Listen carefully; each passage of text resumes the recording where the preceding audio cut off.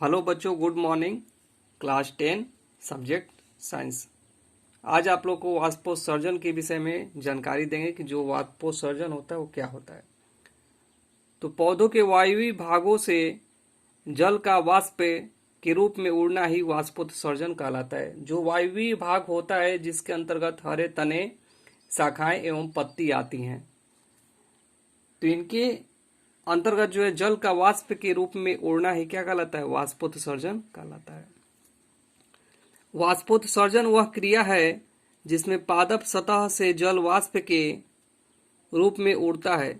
जल पौधों में अस्थायी होता है। अस्थायी रूप से जल जो है जड़ों के माध्यम से, मूलरोम के माध्यम से जब जल पौधों की पत्तियों तक पहुंचता है तो अस्थायी नहीं होता है, अस्थायी रूप से होता है। जल की पर्याप्त मात्रा वाष्प के रूप में पत्तियों की निम्न सतह पर उपस्थित रंध्रों के माध्यम से निष्कासित हो जाती है। पत्तियों में चूंकि रंध्र पाए जाते हैं, रंध्र के माध्यम से जो है जल का वाष्प बनकर ऊपर उड़ना ही क्या कहलाता है? वाष्पोत्सर्जन कहलाता है। पत्तियों में वाष्पोत्सर्जन द्वारा हुई जल की हानि की क्षतिपूर्ति जड़ से परिवहन द्वारा हुई नई आपूर्ति द्वारा होती है। तो जड़ों द्वारा आप लोग जानते हैं कि मूलरोम के द्वारा जो जल है पत्तियों तक पहुंचाने का कार्य होता है, यह कार्य जो है अनवरत चलता रहता है।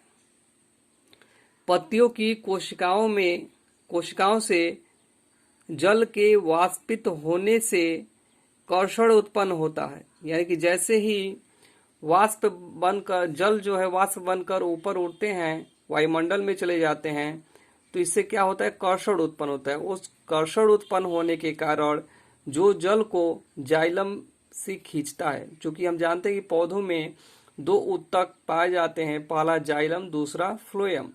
तो जल जड़ों के द्वारा जब पत्तियों तक जाइलम माध्यम के द्वारा पहुंचाया जाता है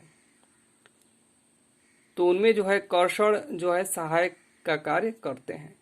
इस प्रकार वाष्पोत्सर्जन की क्रिया जड़ से पत्तियों तक जल के ऊपर की ओर पहुंचाने में सहायक होती है। वाष्पोत्सर्जन की दर को एक यंत्र के द्वारा मापा जाता है। इस यंत्र को हम पोटोमीटर कहते हैं। तो पोटोमीटर के द्वारा जल वाष्पोत्सर्जन की दर मापी जाती है। वाष्पोत्सर्जन के प्रकार। वाष्पोत्सर्जन को 4 प्रकार भागों में बांटा गया है। पहला, पत्तियों के द्वारा जब वाष्पोत्सर्जन होता है तो पत्तियों में जब वाष्पोत्सर्जन जो है 80 से 90% पत्तियों पर उपस्थित रंध्रों के द्वारा होता है। दूसरा जो वाष्पोत्सर्जन होता है उपत्वचीय वाष्पोत्सर्जन, यानी यह पौधों की त्वचा या छाल द्वारा होता है। इससे कुल जल की लगभग 3 से 8% हानि होती है। जब त्वचा या छाल के द्वारा वाष्पोत्सर्जन होता है तो उसको बोलते हैं उपत्वचीय वाष्पोत्सर्जन। आगे देखेंगे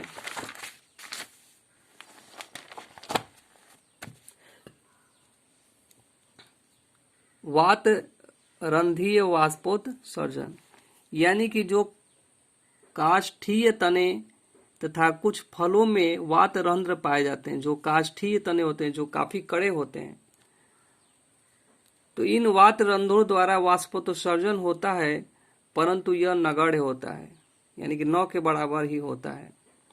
अगला जो नंबर है बिंदु स्राव।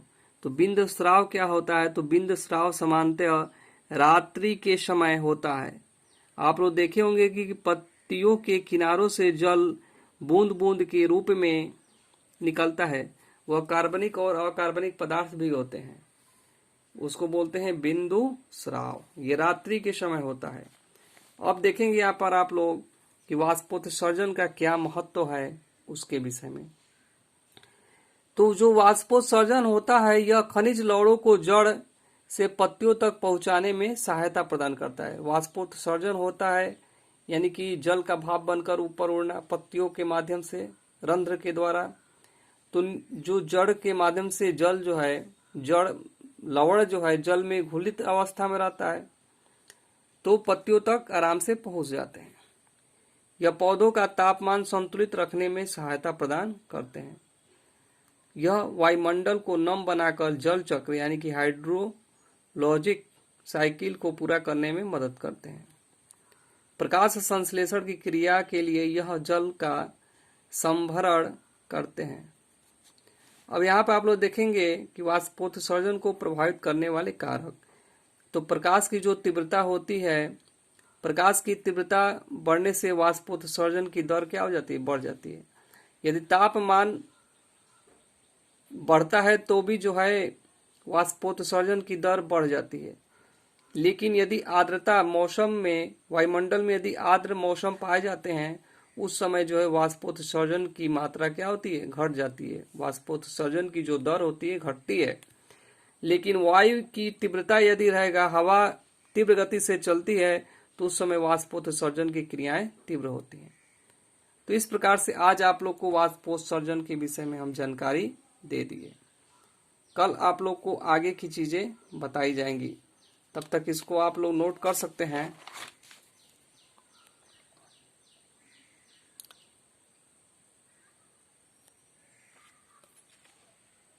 आगे जो है आप लोग को उत्सर्जन के विषय में जानकारी देंगे कि उत्सर्जन क्या होता है। तब तक के लिए धन्यवाद।